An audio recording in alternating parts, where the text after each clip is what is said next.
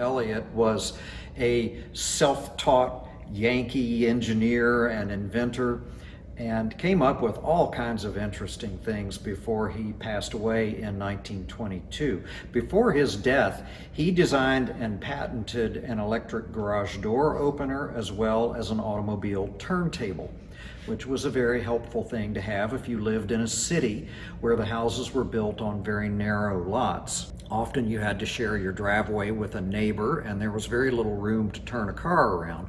But if you had an Elliott turntable in your garage, you could simply pull the car straight into the garage, swing it around, and in the morning, drive it straight back out of the garage and onto the street.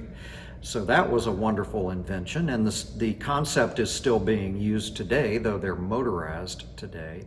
The Stanley brothers were harness racing aficionados, and they had a championship harness racing horse. In the 1890s, the sulkies that were being used in the harness racing industry used iron wheels that stood this high. The wheels were heavy, and they put the center of gravity of the driver up quite high.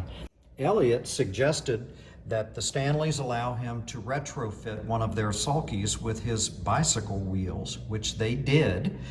The Stanley's horse immediately shattered all the records, and the entire harness racing industry switched over to using bicycle wheels because of Mr. Elliott, and they still use bicycle wheels on harness racing sulkies today.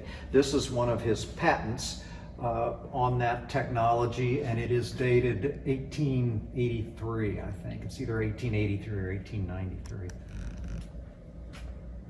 Mr. Elliott invented this machine in 1881, and while it is not any kind of a thing of beauty, it's a very unique piece. It was designed to stitch a book binding together and then tie the knot when it finished stitching the book together.